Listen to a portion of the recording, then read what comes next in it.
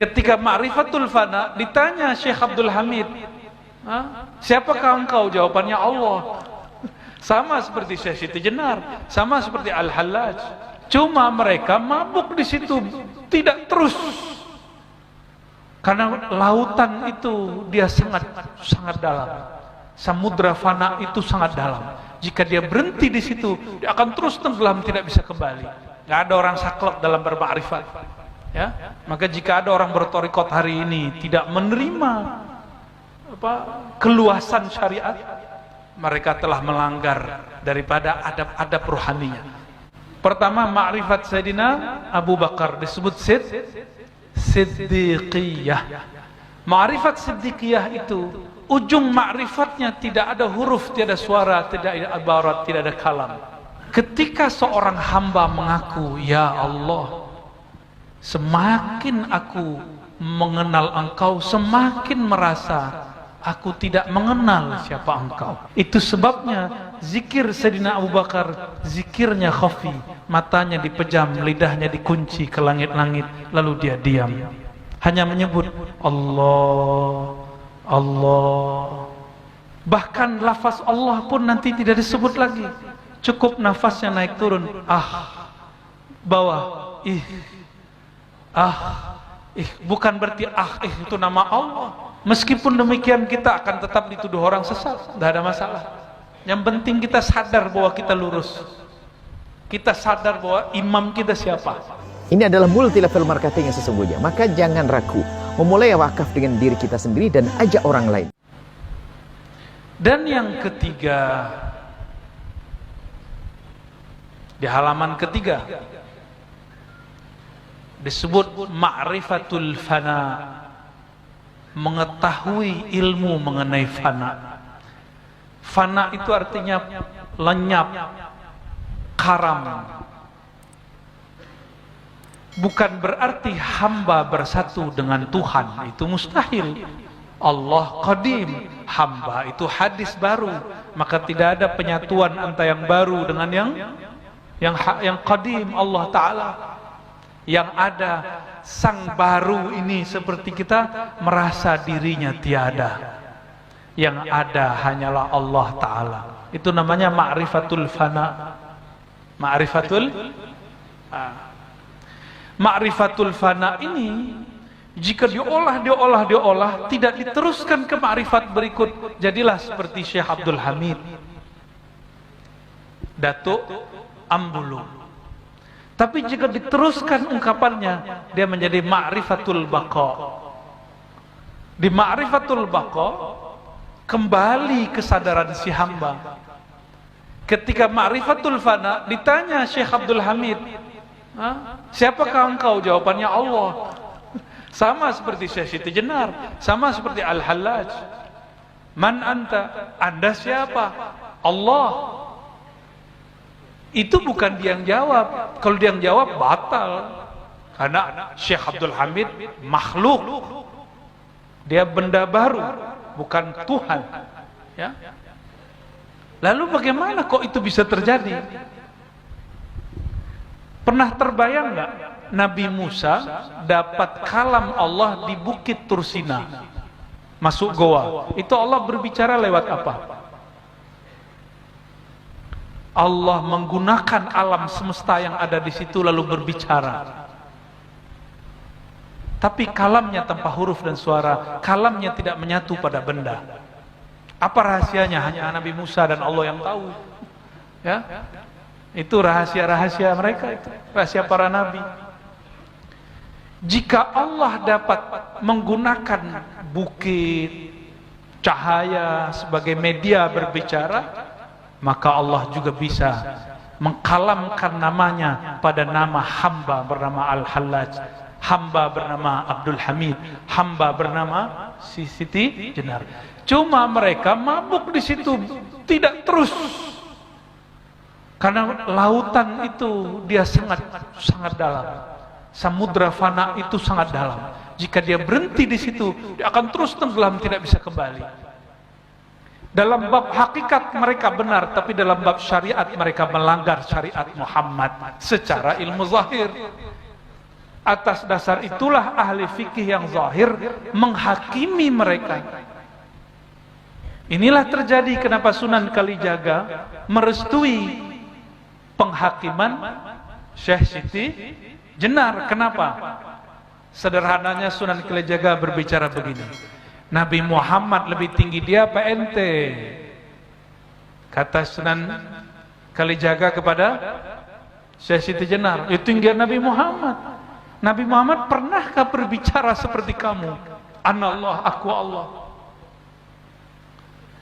Sayangnya Syekh Siti Jenar tidak menjawab dengan pas. Seandainya dia menjawab dengan pas, ada jawabannya. Tahu jawabannya? Mau dibocorkan malam ini? Ada rahasianya, saya nggak mau kasih tahu lah. Seandainya beliau menjawab begitu, dan begitu juga seandainya Al-Halat menjawab dengan cara itu, dia akan selamat daripada penghakiman ahli zahir. Itu, ya. Semoga Allah menyelamatkan kita semua. Tapi kita tidak boleh sama sekali ada pandangan hina kepada Al-Hallaj, Syekh Siti Jenar, Datuk Ambulu, enggak boleh. Mereka itu kekasih-kekasih Allah yang mabuk pada lautan fana. Ya. Tapi karena zahirnya terlihat oleh ahli zahir melanggar, sebenarnya tidak. Kalau mereka faham, kan orang mabuk kena hukum enggak? Orang mabuk enggak kena hukum. Inilah kelebihan daripada Datuk Kelampayan Syekh Muhammad Arsyad Al-Banjari. Beliau tidak mau lama berputar di samudra fana. Dia lanjutkan dengan izin Allah terus kepada maqamul baqa. Bukan berarti Syekh Siti Jenar tidak sampai ke baqa. Baqanya pada fana dia. Ya, nanti pusing kalau saya bahas itu terus ya. Di halaman kelima disebutkanlah kaifiat. Makanya di bulan-bulan lalu saya sampaikan, mohon bersuci sebelum ngaji. Masih bersuci?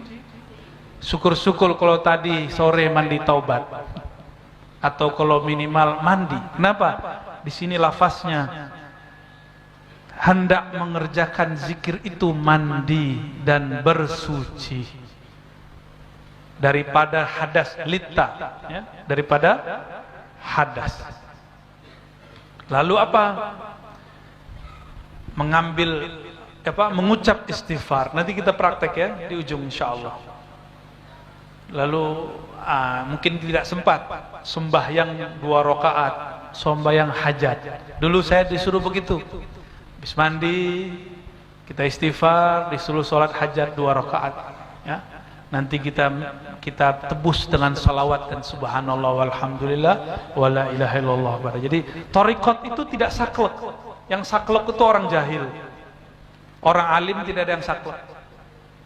Jadi tidak bisa ini, nggak bisa ini. Ada pilihan-pilihannya. Nggak ada orang saklek dalam bermakrifat. Ya, maka jika ada orang berthariqat hari ini tidak menerima keluasan syariat, mereka telah melanggar daripada adab-adab rohaninya. Nah, ini yang paling penting pada bagian itu. Dan di situ semua disebutkan tentang la ilaha illallah. Sampai halaman 8 kemarin ya. Betul? Ya. Jadi jika orang dia membaca la ilaha illallah dengan benar, maka tajallilah nur jamalnya Allah. Apabila rasa ini Allah beri, maka dia disebut dapat jazab. Jazab itu ditarik rasa oleh Allah. Rasa itu adalah karamah paling tinggi, ya. Dan itulah kasyaf yang paling kuat. Di sini ada 2 aliran ma'rifat. Pertama, ma'rifat siddiqiyah. Yang kedua, ma'rifat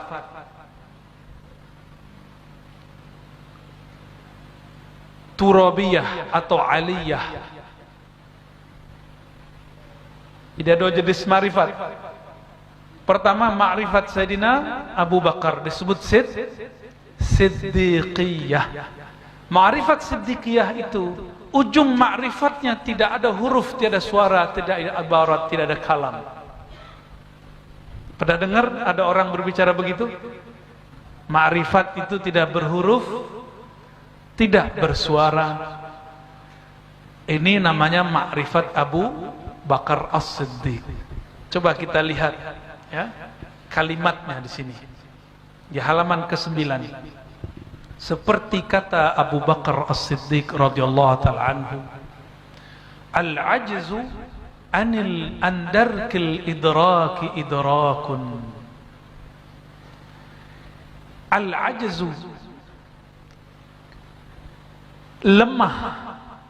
Al-ajzu artinya merasa lemah. Daripada apa? Daripada mendapatkan ma'rifat, pengetahuan. Idrak itu pengetahuan. Ma'rifat itu ilmunya, prosesnya namanya idrak.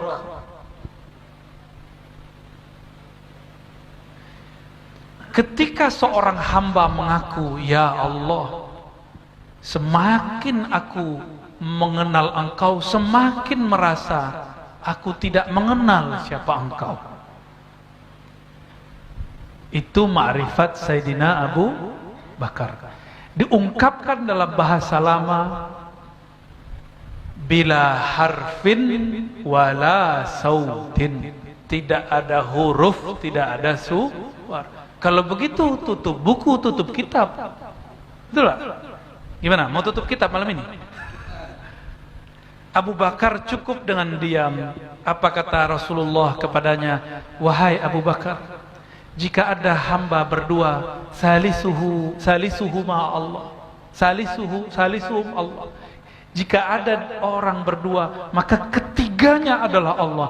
Disebut dengan muraqabah. Muraqabah.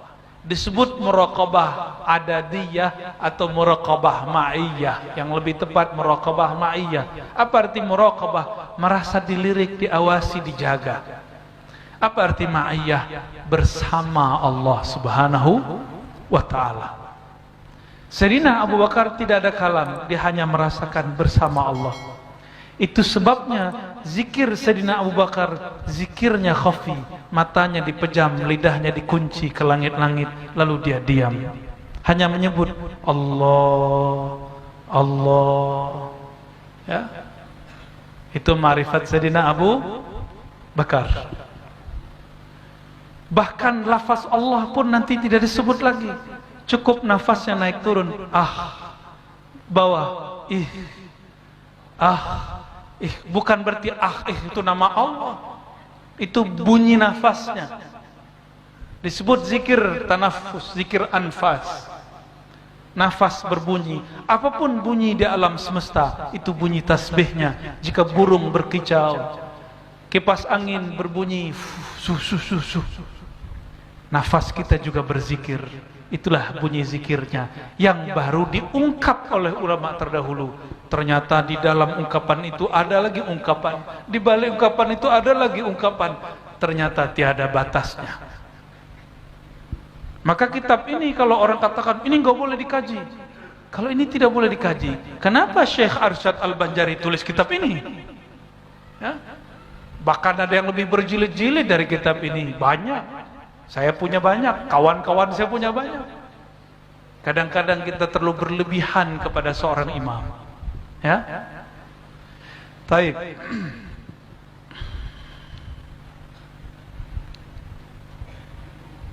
Ada yang kedua, ma'rifat Sayyidina Abu Bakar, Sayyidina Ali. Sayyidina Ali disebut Abu Turab karena pernah tertidur di masjid. Lalu Nabi SAW ambil debu di sayangnya kepada saudara, sepupunya dan juga mantunya. Maka disebut ya, Abu Turab. Turab itu artinya debu, bapak debu. Ya. Juga ada yang mengatakan bukan itu. Beliau tidak mau konfrontasi, bertengkar dengan istrinya. Lalu beliau mengalah. Keluar dari rumah, enggak tidur di kamar, tidurnya di masjid, beralaskan tanah. Disebutlah Abu turab. Kita kalah sama Sayyidina Ali ya. Sayyidina Ali nggak mau tekar sama bininya. Ya. Kenapa? Pada diri Sayyidatuna Fatimah ada sir Rasulullah sallallahu alaihi wasallam. Nabi mengatakan, dia bid'atum minni, Fatimah bagian dariku. Menyakitinya, menyakitiku. Nah, ini nggak boleh juga nih, ya. Bukan berarti istri kita kalaupun bukan zuriat Nabi, wah kamu kan bukan anak Nabi. Nggak begitu ya. Lihat cara mereka menghormati pasangannya. Kita minta ampun kepada Allah jika menyakiti pasangan-pasangan kita. Astaghfirullahalazim. Ya. Apa kata Sayyidina Ali? Kullu ma takhtur fi khayalik. Kullu, setiap yang takhtur, yang terlintas fi khayalik, di dalam khayalmu, imajinasimu, kecerdasanmu, wa tasawwur fi balik, wa tasawwur fi balik, dan semua apa yang tertasawurkan, tasawwuru ya, bukan tasawwur, fi balik, dalam balmu. Bal itu artinya akal, pikiran. Fallahu bi khilafi dzalik, Allah berbeda dengan semua yang engkau bayangkan, yang engkau gambarkan. Kenapa? Allah lebih dahulu ada dari semua akal, maka akal tidak akan sanggup membayangkan Allah. Inilah sebabnya haram membayang-bayangkan zat Allah. Boleh belajar ma'rifat zatullah, tapi haram tafakkur fi zatillah. Itu dua hal yang berbeda. Ma'rifat zatullah ujungnya laisa kamisli syai', tiada yang serupa dengannya. Itu ma'rifat zatullah. Tapi kalau memikirkan zat Allah, belajar malam ini 1 jam lagi gila. Pasti. Maka itulah alasannya kenapa asas tasawuf mesti berakidah yang sahih, akidah yang benar. Meskipun demikian kita akan tetap dituduh orang sesat, tidak ada masalah. Yang penting kita sadar bahwa kita lurus. Kita sadar bahwa imam kita siapa. Ya,